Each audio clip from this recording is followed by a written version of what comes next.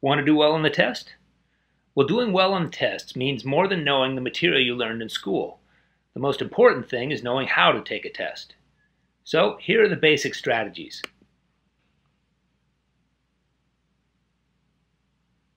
Strategy 1 might be the most important one here.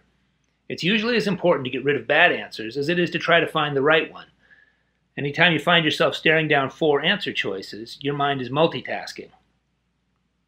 And multitasking minds do not perform as well as we think. We don't know how many points are lost each year to rushing to mark an answer and moving on without checking to be sure it's the best one, but it must be a gazillion. So every time you cross off an answer, your brain will stop scattering its attention and focus. If you don't know an answer, but you can get rid of one you're sure is wrong, you just up your probability of getting a point. So let's say you don't know this one. Who would? But don't quit. Just think back a little to what you do know. There are probably mountains somewhere near you that are taller than 5,600 feet, and if you remember your Earth science, at 100,000 feet you're leaving the atmosphere. So that's probably a pretty good one to dump. Now, even if you don't know anything else about the Himalayas, you just gave yourself a pretty good shot at guessing this one right. And if you happen to know that Mount Everest is about 29,000 feet, then you can get rid of another one. You just got a point without even knowing that the third tallest mountain in the Himalayas is 28,169 feet. If you think you know the answer, get rid of bad ones anyway. We're as careful as surgeons here. We don't let points slip away because we're in a rush. Try this one. If you were in a rush, you might just pick A and move on. But before George Washington, was there even a USA?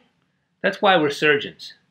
One study showed that brains work better in neat rooms than in cluttered ones. Think of getting rid of those extra answers as getting rid of clutter.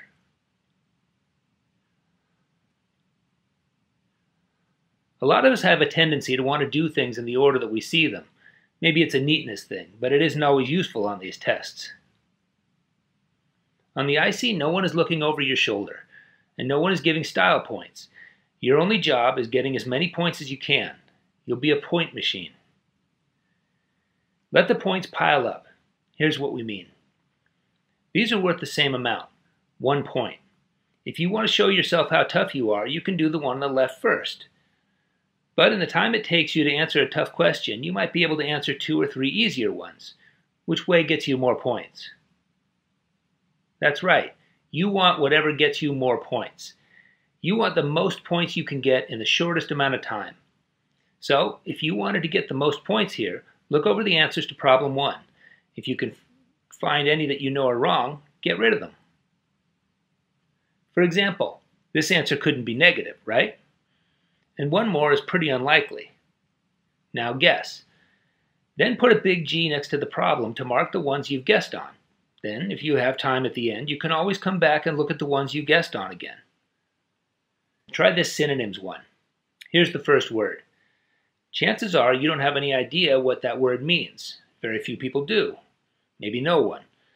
See what happened here? In the time it took you to beat your head against the desk trying to remember where you'd heard the word honorificabilitudinity, you could guess that on that one and put a big G next to it. Then move on quickly to pick up 3 easy points. Whenever the teacher says that a test is multiple choice, students almost always cheer. But multiple choice tests usually have all sorts of hidden traps so that they're not too easy. Many test takers rush to find a good answer, laugh triumphantly, then move on. Points are tragically lost this way all the time. That's why we're surgeons here. If you were in a rush, A might look good. But is there a better answer? The question asks how many degrees below 0 it is. The temperature might be -5 degrees, but check out D. Doesn't it tell you how many degrees below 0 it is at midnight? If you were in a rush, A might look good. After all, someone who's angry is usually displeased.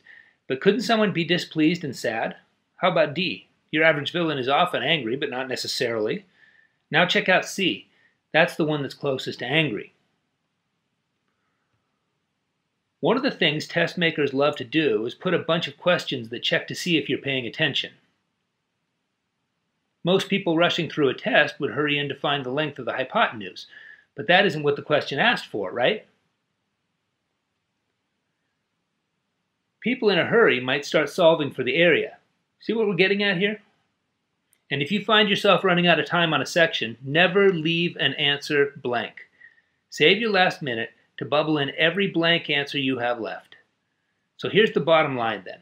Always answer the question if you can. See if you can dump any choices that you know are wrong. We're surgeons here. We don't waste points. If you have to, guess. And put a big G next to the question. Then move on quickly without an ounce of worry about your guess. Remember, worrying is a waste of time and points. Your only job is to get as many points as you can, and no one expects you to get every question right.